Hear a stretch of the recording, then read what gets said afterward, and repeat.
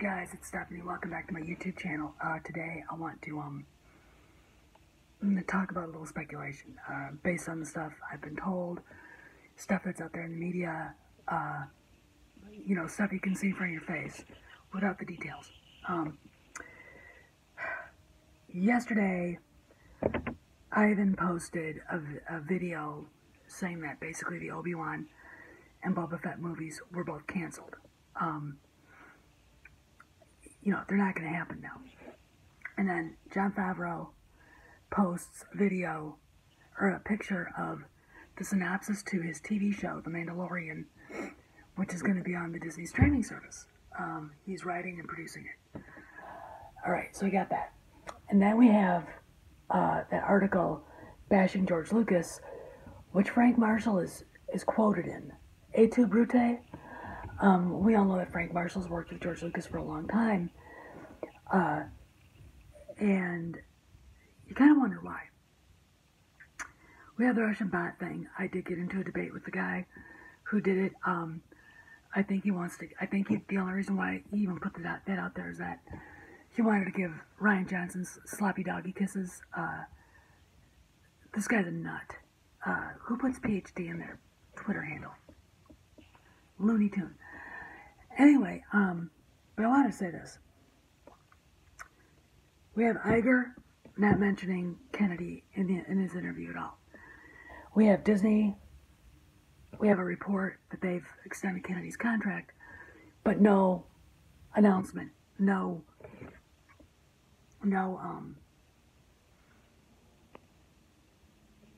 They haven't affirmed it. The report's out there. Now it is true, they did, but they haven't affirmed it.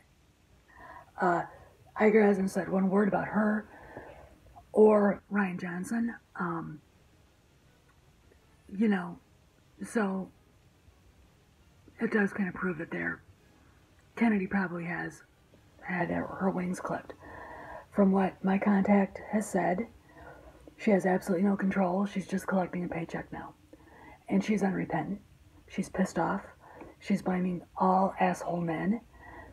And that's what's going on. So, and then of course you have the article where her husband is basically, to borrow a phrase from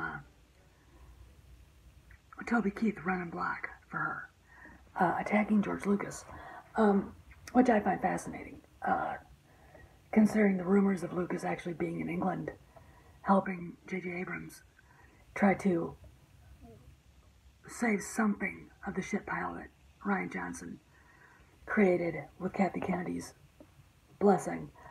And then it has more base to it.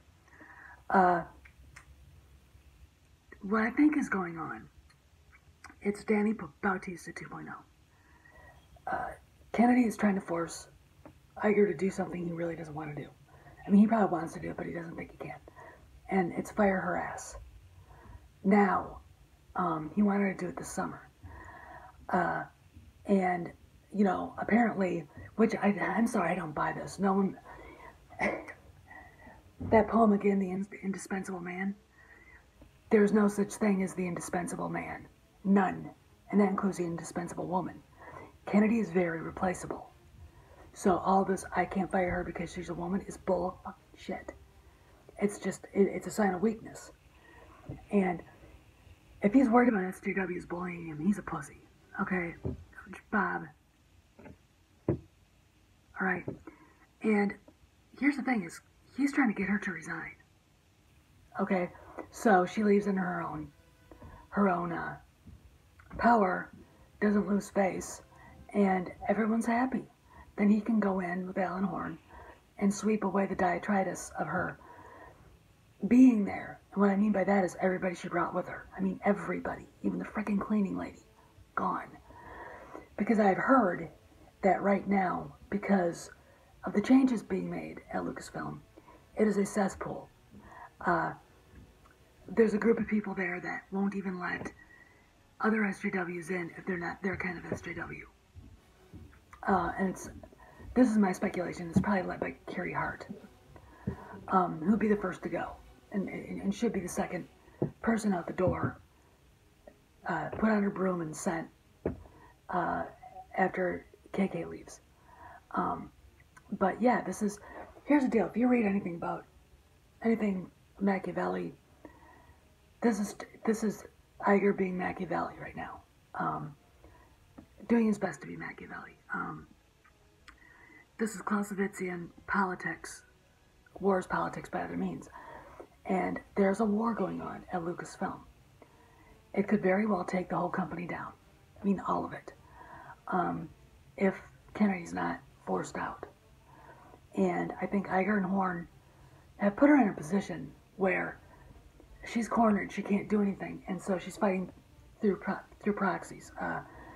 The Russian bot thing, I don't think came from Disney. I think it came from her side. This article attacking George Lucas came from her people.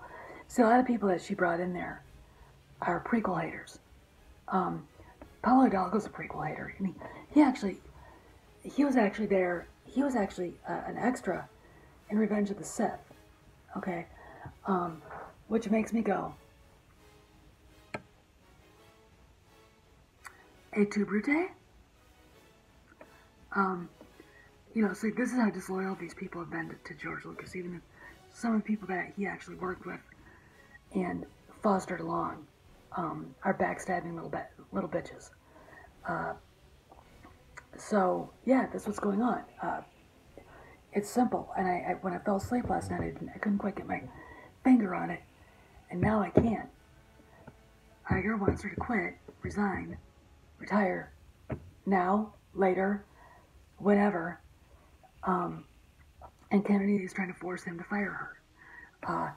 This proxy war is her attempt at getting him to say, enough's enough, get out of here now. Because she thinks somehow it's going to make him look bad. Here's the deal. Craig's contact said it was a Band-Aid. What happens when you pull a Band-Aid off? Hurts, right, for about 3 seconds. That doesn't hurt anymore. Iger might want to think about that. Keeping her around does Lucasfilm no good. And if he's trying to smooth everything over with the shareholders, they're not stupid. They go online, they see what's going on Twitter, they read the news. I mean, if you're a big stockholder, you're going to read every bit of economic news, every bit of market news, film stuff that you can. And if you're seeing this going on and you're a practiced eye, you're like, what the fuck? Because it's going to hurt the shareholders if she's still there. Like I said, you pull a Band-Aid off, it hurts for 3 seconds and then it doesn't hurt anymore. So you might as well do it now than wait till later, while she picks and throws punches through her proxies in the media. This woman is not, in my opinion, is not nearly as popular and as powerful as she used to be in Hollywood. She's got a name, she's got a reputation. You ask any of the directors that she fired, Lord Miller would be fun to talk to about that. Colin Trevorrow would be fun to talk to about that. Gareth Edwards would be fun to talk to about that.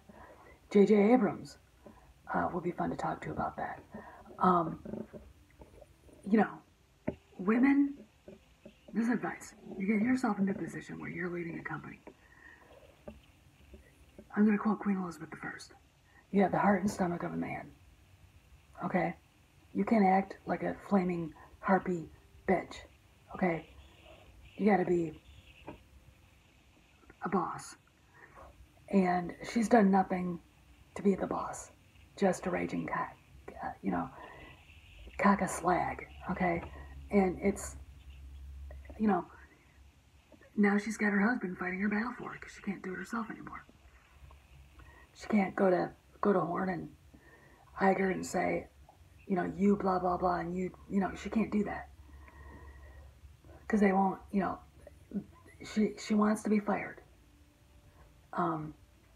She insists she did everything right, and she didn't, and we all know that. I mean, she's very disingenuous about everything she's done. We all know that too. So guys, here's the deal. This is a waiting game. This is the classic gunfight at the OK Corral stare down. And we press on. The boycott goes. Hashtag resign Kathleen Kennedy. Hashtag I'm not a bot. No bot. Hashtag no bot.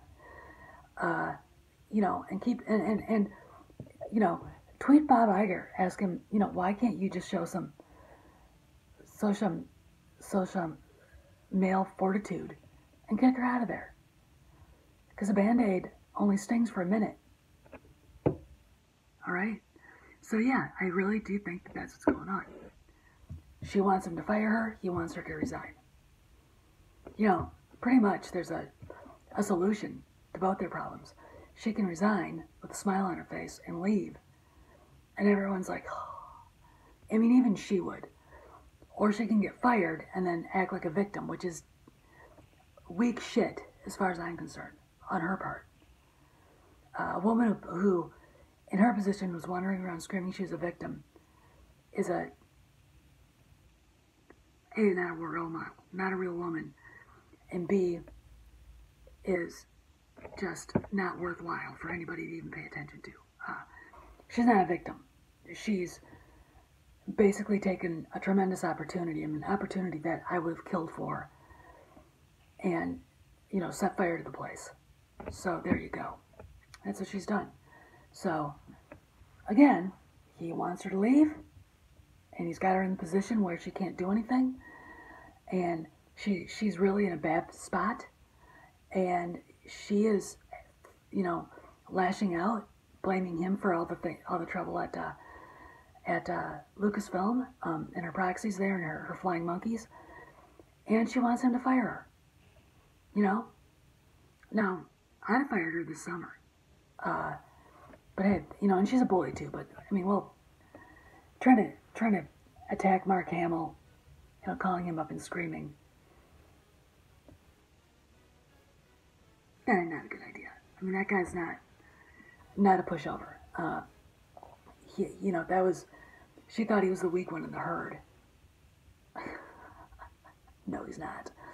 But anyway, just wanted to kind of add a little more to this, and it's simple. Just watch what goes on in the news. Watch what you see and read, because a lot of these reports won't go out into the main news. You're not going to see it in Variety if it's from Disney. You're going to see it at Deadline, Hollywood Reporter, and stuff like that. It's just, again, it's another timeline, and you can kind of piece together what's been going on through the actions of different people and things that you read in the news. So keep doing that. So this is Steph signing out. See you around the galaxy.